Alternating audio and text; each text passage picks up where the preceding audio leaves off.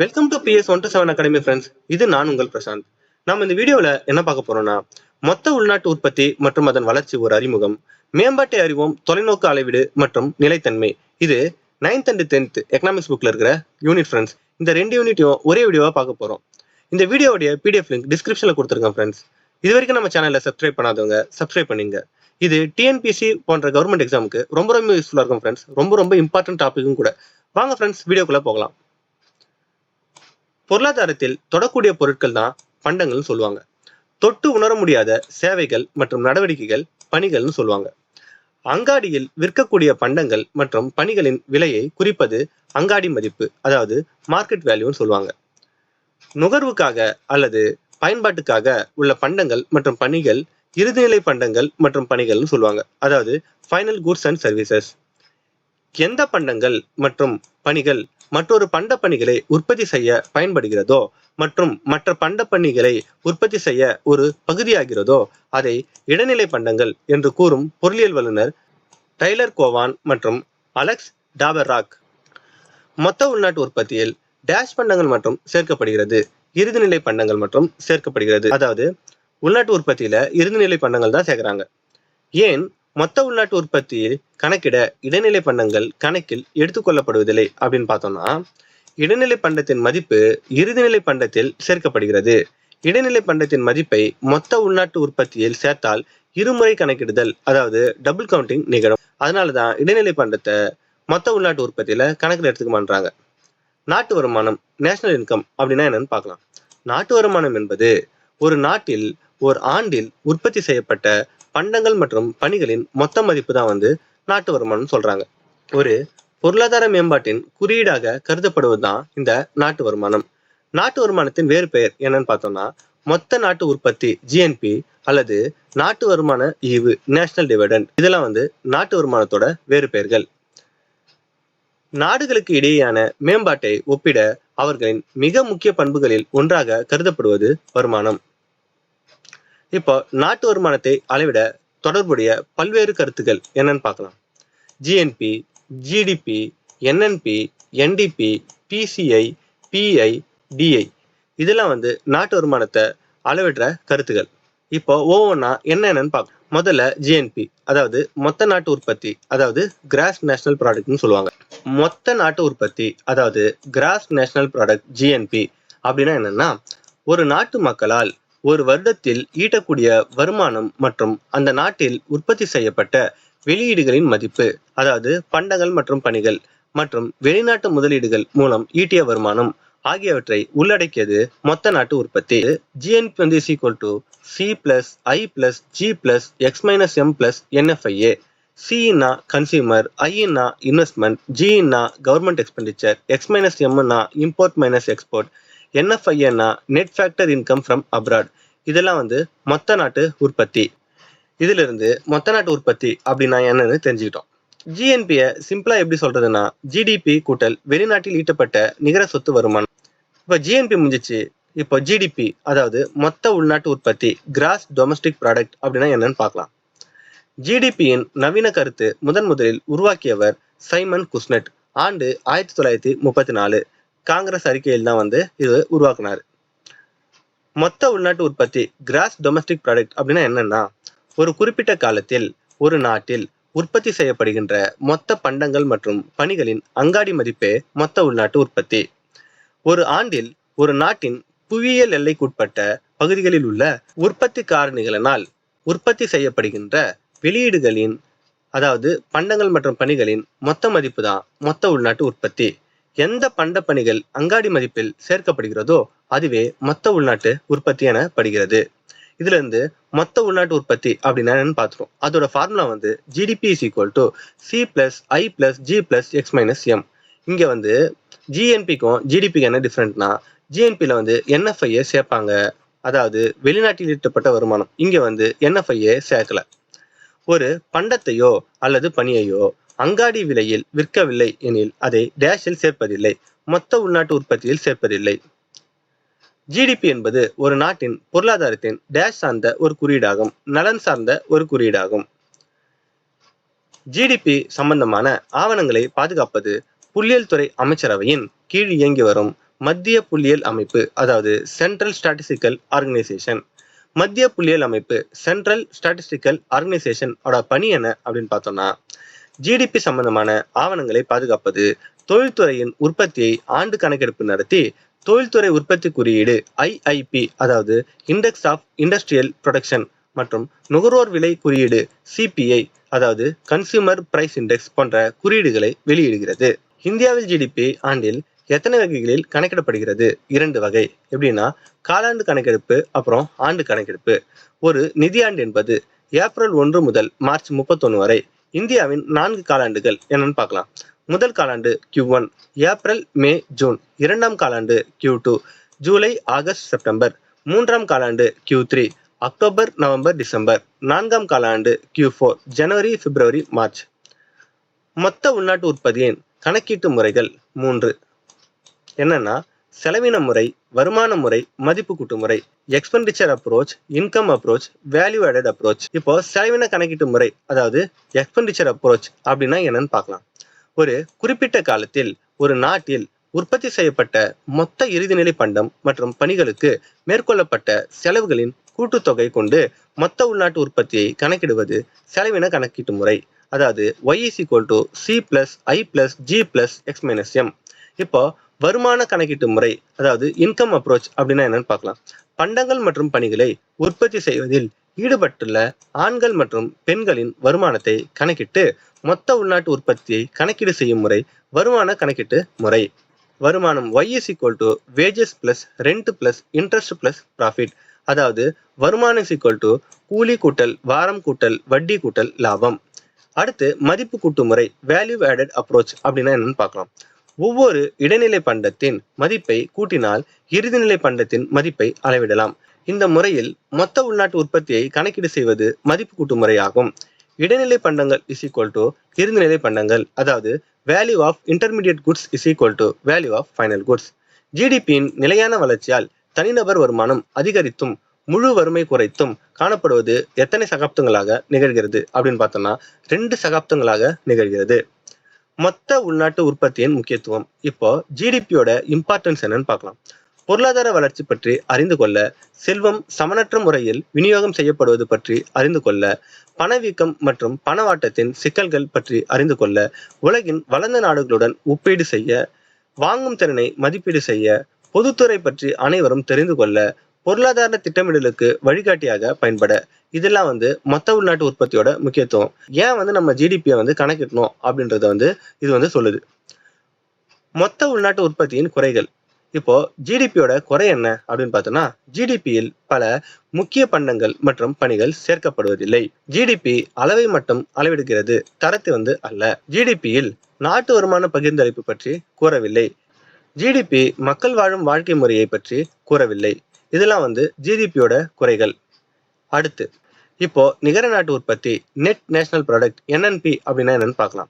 NNP என்பது நிகர நாட்டு உற்பத்தி மொத்த நாட்டு உற்பத்தி மைனஸ் தேய்மானம். அதாவது NNP GNP மைனஸ் டெப்ரிசியேஷன். GNPல இருந்து தேய்மானத்தை கழிச்சா அது நிகர நாட்டு உற்பத்தின்னு சொல்றாங்க. நிகர நாட்டு உற்பத்தி தேசிய உற்பத்தியின் உண்மையான அளவாக கருதப்படுகிறது. நிகர நாட்டு உற்பத்தியே நாட்டு வருமானம் என்றும் அழைக்கப்படுகிறது. நிகர நாட்டு உற்பத்தி தான் நாட்டு வருமானம்னு சொல்றாங்க. தேசிய உற்பத்தியின் உண்மையான அளவாக அல்லது தேசிய வருமானத்தின் உண்மையான மதிப்பீடாக கருதப்படுவது நிகர நாட்டு உற்பத்தி. இப்போ புக் பேக்ல இருக்கிற கூற்று மற்றும் காரணம் பார்க்கலாம். கூற்று A, நிகர நாட்டு உற்பத்தி என்பது தேசிய உற்பத்தி அளவின் உண்மை மதிப்பீடாக கருதப்படுகிறது. காரணம் R, இது தேசிய வருமானம் என்று அழைக்கப்படுகிறது. கூற்று மற்றும் காரணம் இரண்டும் சரியானது மற்றும் காரணம் கூற்றை விளக்குகிறது. ஏற்கனவே நிகர நாட்டு உற்பத்தியை பார்த்துட்டோம். இப்ப தலா வருமானம் அல்லது தனிநபர் வருமானம், பெர் கேபிட்டா இன்கம் அப்படின்னா என்னன்னு பார்க்கலாம்.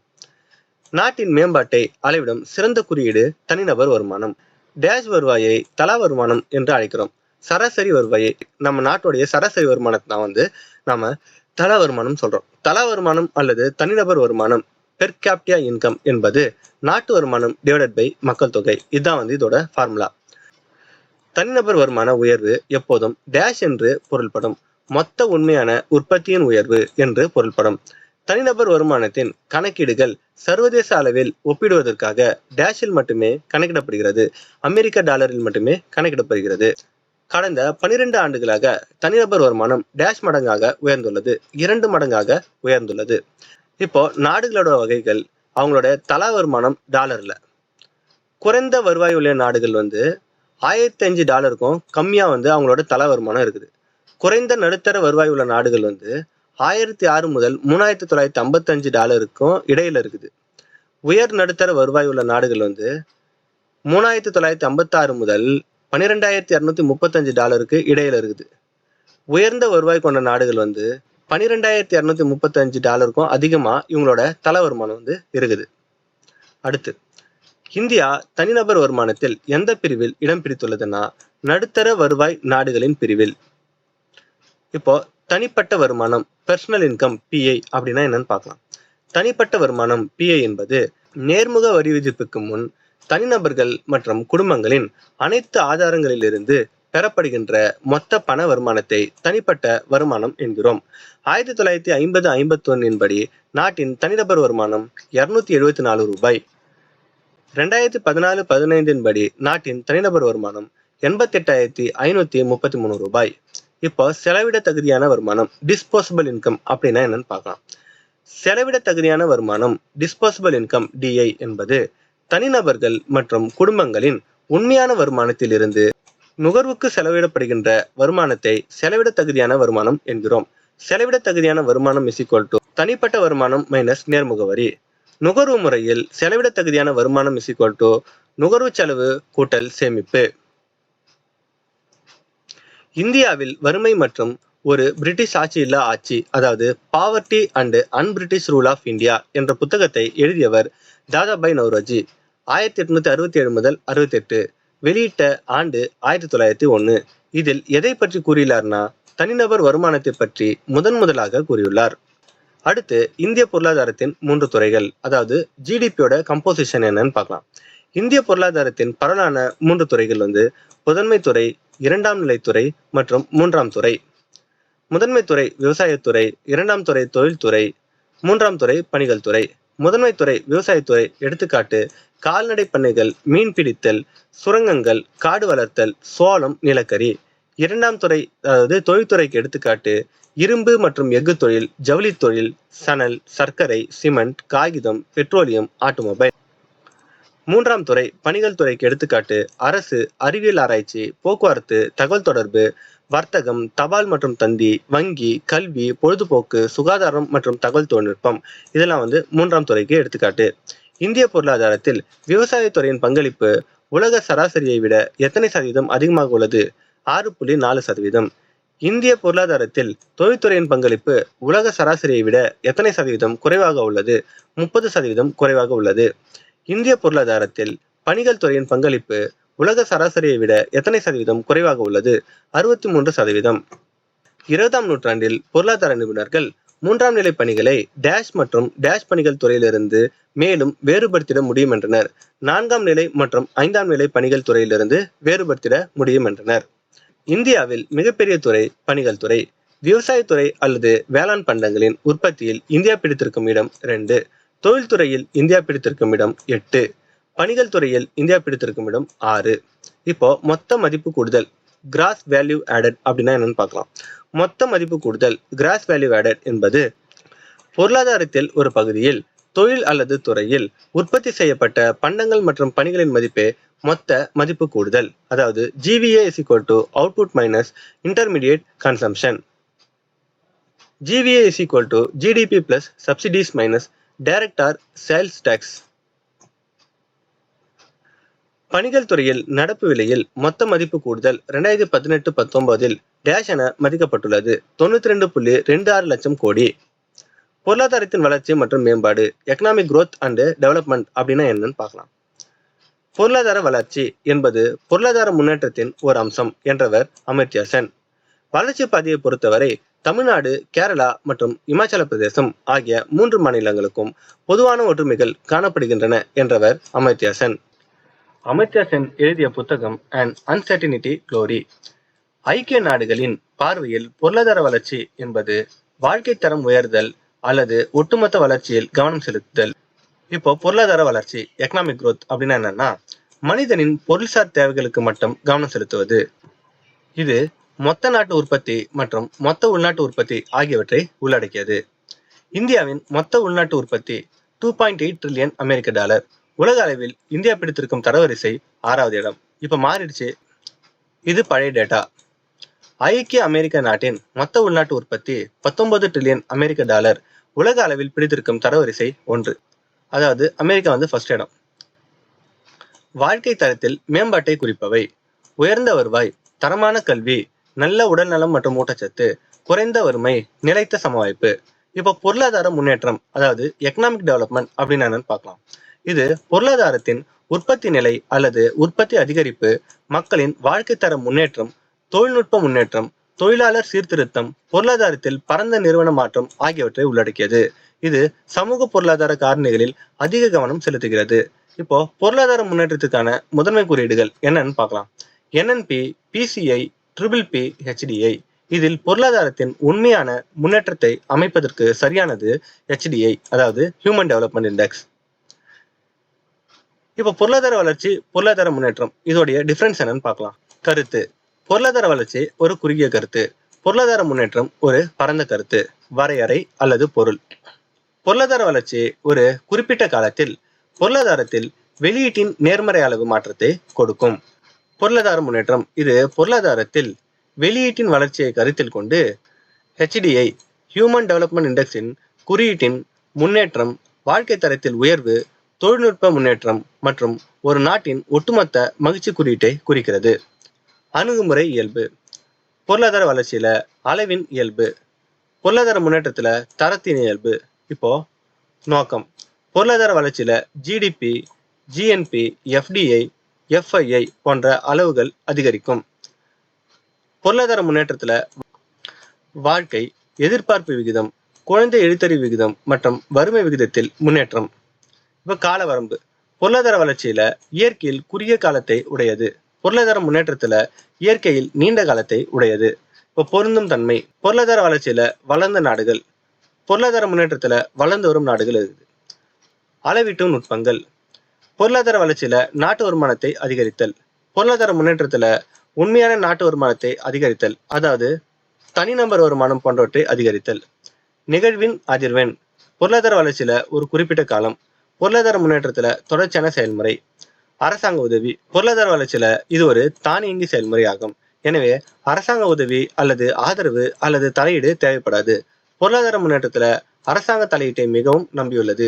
இது பரந்த கொள்கை மாற்றங்களை உள்ளடக்கியுள்ளது. எனவே அரசாங்க தலையீட்டு இல்லாமல் இது சாத்தியமே இல்லை. இப்போ பொருளாதார வளர்ச்சி, பொருளாதார முன்னேற்றம் அப்படின்னா என்னன்னு பார்த்துட்டோம். தன் வளர்ச்சி பாதையில் நெருக்கமான வர்த்தக கொள்கையை எடுத்துக்கொண்ட நாடு இந்தியா. இது உள்நாட்டு தொழில்களுக்கு ஒரு உந்துதலையும் வெளிநாட்டு பொருட்களையும் நிறுவனங்களையும் சார்ந்திருத்தலை குறைக்கும் நிலையை ஏற்படுத்தியது. இந்திய பொருளாதாரம் என்பது வளர்ந்து வரும் பொருளாதாரம், தோன்றும் பொருளாதாரம் மற்றும் இணை பொருளாதாரம் என்றும் அழைக்கலாம். இந்தியாவின் சேமிப்பு விகிதம் குறைவாக இருக்க காரணம் குறைந்த தனிநபர் வருமானம், வீடுகள் துறையில் மோசமான பங்களிப்பு, கிராமப்புற துறையின் சேமிப்பு திறனை முழுமையாக பயன்படுத்தாதது. அடுத்து நிலையான மேம்பாடு, சஸ்டைனபிலிட்டி டெவலப்மெண்ட் அப்படின்னா என்னன்னு பார்க்கலாம். நிலையான மேம்பாடு என்பது தற்போதுள்ள சுற்றுச்சூழலை சேதப்படுத்தாமல் மேம்பாடு அடைவது மற்றும் எதிர்கால சந்ததியினரின் தேவைகளுக்காக எந்தவித சமரசமும் செய்து கொள்ளாமல் இருப்பது ஆகும். இது பரம்பரை ரீதியான சமத்துவத்தை உறுதி செய்கிறது. நிலையான மேம்பாட்டை அடைவதற்கு டேஷை சமநிலையில் வைத்திருக்க வேண்டும். பொருளாதார, சமூக மற்றும் சுற்றுச்சூழல் தன்மையை சமநிலையில் வைத்திருக்க வேண்டும். தமிழ்நாட்டின் கல்வியறிவு வீதம் தென் மாநிலங்களில் எத்தனையாவது இடம்? நம்ம 2வது இடம். அதிக கல்வியறிவு கொண்ட மாநிலம் கேரளா 94%. தமிழ்நாட்டின் கல்வியறிவு வீதம் 80.04%. இந்தியாவின் கல்வியறிவு வீதம் 74.04%. அதிக பாலின விகிதம் கொண்ட மாநிலம் கேரளா 1084 பேர். பாலின விகிதம் என்பது 1000 ஆண்களுக்கு உள்ள பெண்களின் எண்ணிக்கையை குறிக்கும்.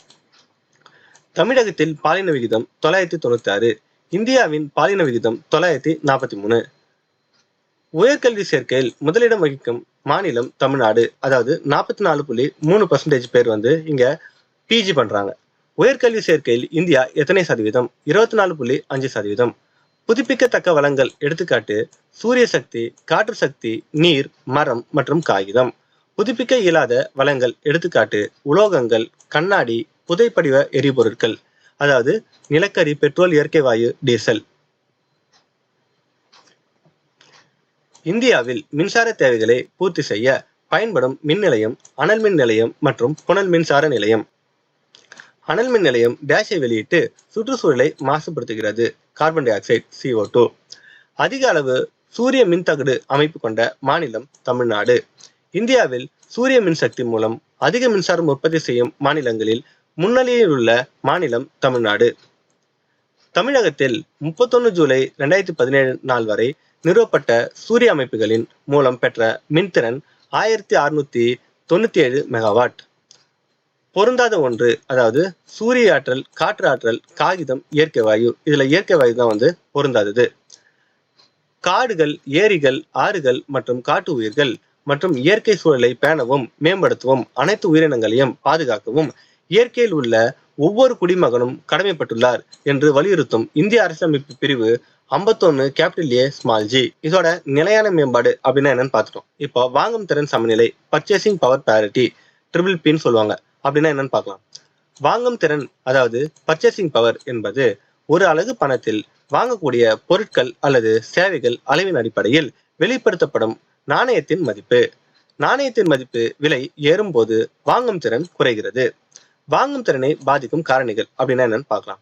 அதிக மக்கள் தொகை, அத்தியாவசிய பொருட்களின் விலை அதிகரிப்பு, பொருட்களுக்கான தேவை அதிகரித்தல், பொருட்களுக்கான விலை நாணய மதிப்பை பாதிப்பது, பொருட்களின் உற்பத்தி மற்றும் அளிப்பு ஏற்படும் மாற்றம், வறுமை மற்றும் சமத்துவமின்மை, இதெல்லாம் வாங்கும் திறனை பாதிக்குதான். 2015-16 ஆண்டில் சராசரியாக 2% பணவீக்கத்தினால் டேஷ் விலை சுமார் 40% உயர்ந்தது. பருப்பு வகைகளின் விலைகள். டேஷ் % இந்தியர்களுக்கு சொந்தமான வருமானம் மற்றும் சொத்துக்களின் விகிதம் அதிகரித்து வருகிறது. அதாவது 10% இந்தியர்களுடைய வருமானம் மற்றும் சொத்தோட விகிதம் அதிகரிக்குதான்.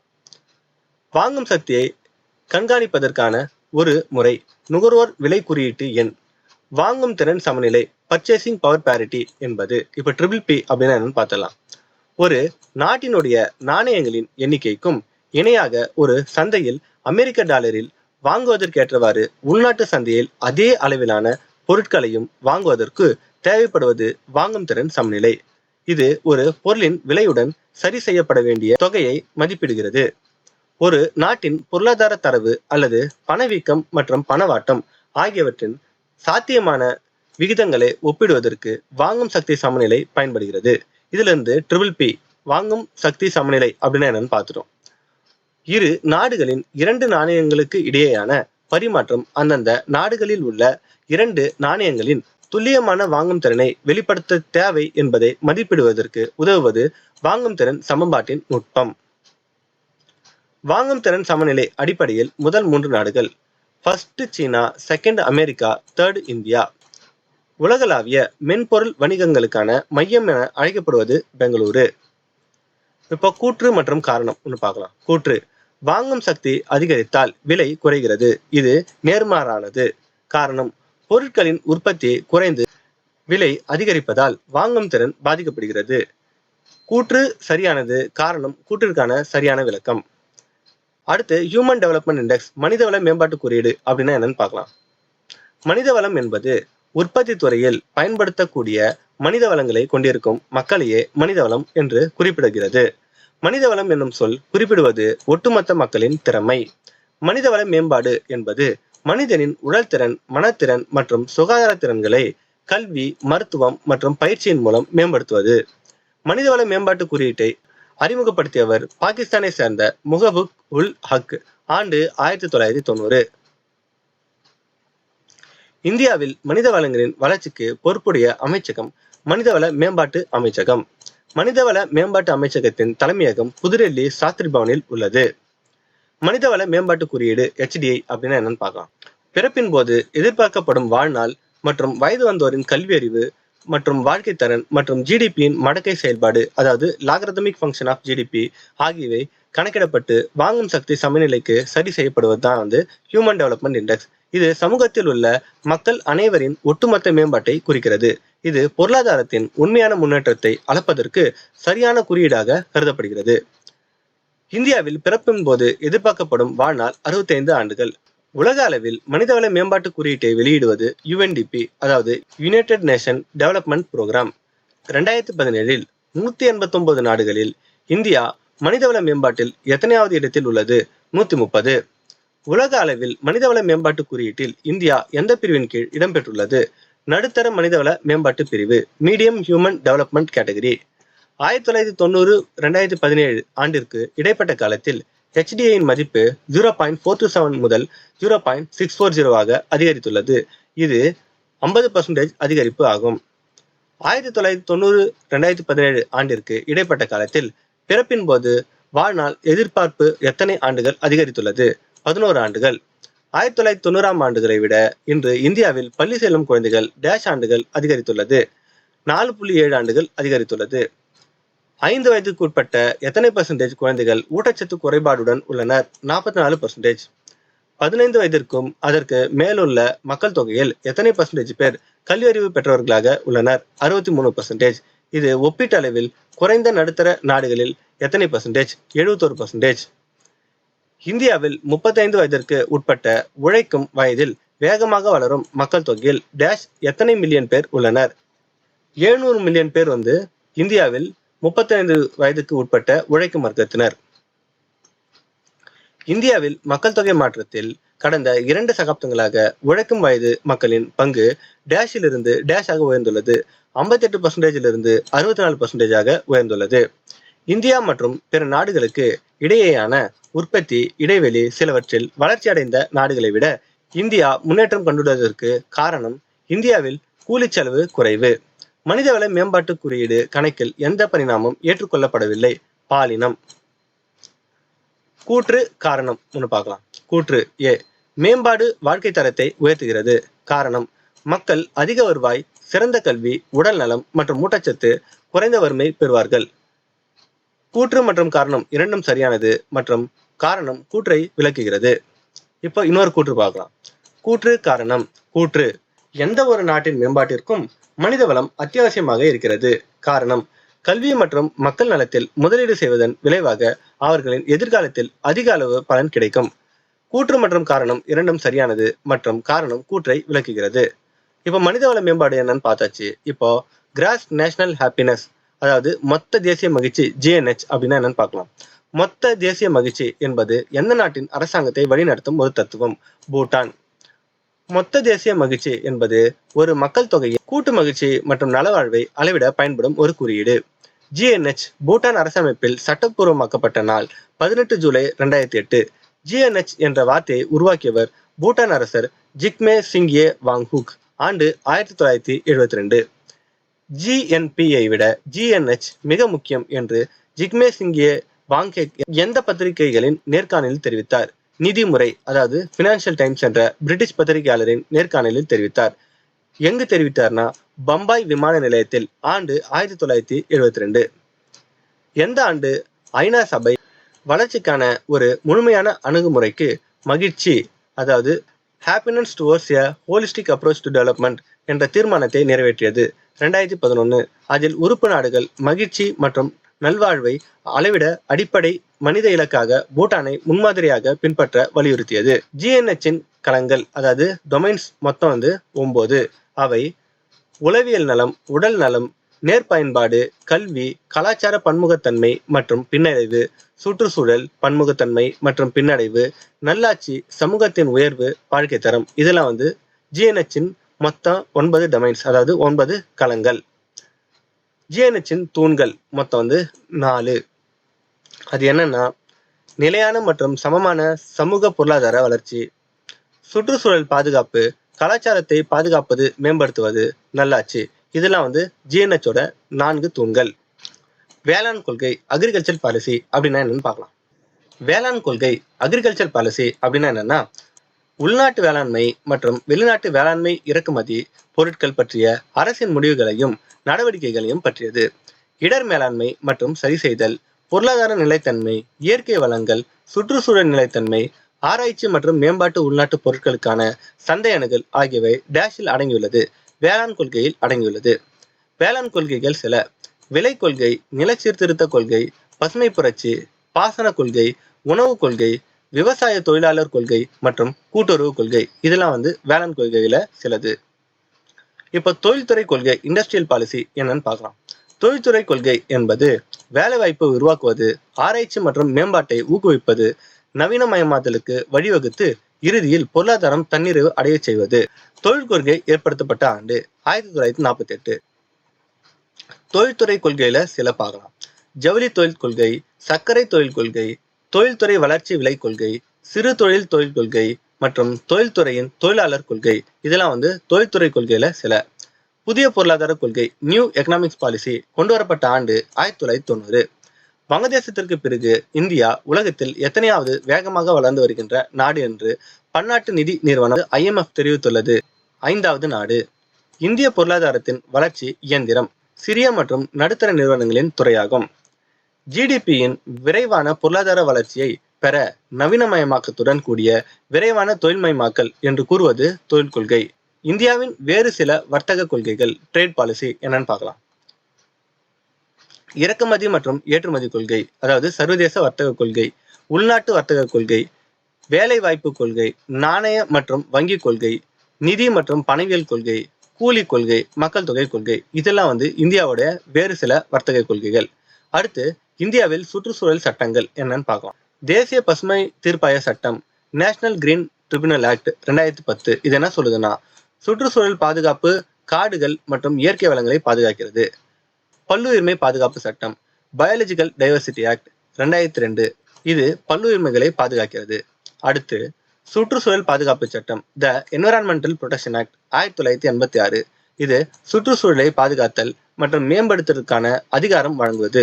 அடுத்து வன பாதுகாப்பு சட்டம் ஃபாரஸ்ட் கன்சர்வேஷன் ஆக்ட் 1980 இது காடுகள் அழித்தல் தடை செய்தல் மற்றும் காடுகள் அல்லாத பகுதிகளில் மரம் வளர்தலை ஊக்கப்படுத்துகிறது. நீர், அதாவது நீர் பாதுகாப்பு மற்றும் மாசுபடுத்தல் தடுப்பு சட்டம் water prevention and control of pollution act 1974 அனைத்து வகையான ஆறுகள், ஏரிகள், குளங்களை மீட்டு பராமரிக்கிறது. வனவிலங்கு பாதுகாப்பு சட்டம் வைல்ட் லைஃப் ப்ரொடெக்ஷன் ஆக்ட் 1972 காட்டு விலங்குகள் மற்றும் பறவைகளுக்கு பாதுகாப்பு வழங்குகிறது. அவ்வளவுதான் ஃப்ரெண்ட்ஸ், நாம மொத்த உள்நாட்டு உற்பத்தி மற்றும் அதன் வளர்ச்சி ஒரு அறிமுகம், மேம்பாட்டு அறிவும், தொலைநோக்கு அளவீடு மற்றும் நிலைத்தன்மை இந்த 2 யூனிட்டை முடிச்சிட்டோம். இந்த வீடியோ உங்களுக்கு பிடிச்சிருந்ததுன்னா லைக் பண்ணுங்க, ஷேர் பண்ணுங்க, சப்ஸ்கிரைப் பண்ணுங்க, பக்கத்துல இருக்க பெல் ஐக்கானும் கிளிக் பண்ணுங்க. மறக்காம படிச்சுக்கிட்டு இருக்கிற உங்க ஃப்ரெண்ட்ஸுக்கும் ஷேர் பண்ணுங்க. ஏன்னா இது ரொம்ப ரொம்ப important topic friends. Okay friends, அடுத்த வீடியோல சந்திக்கலாம்.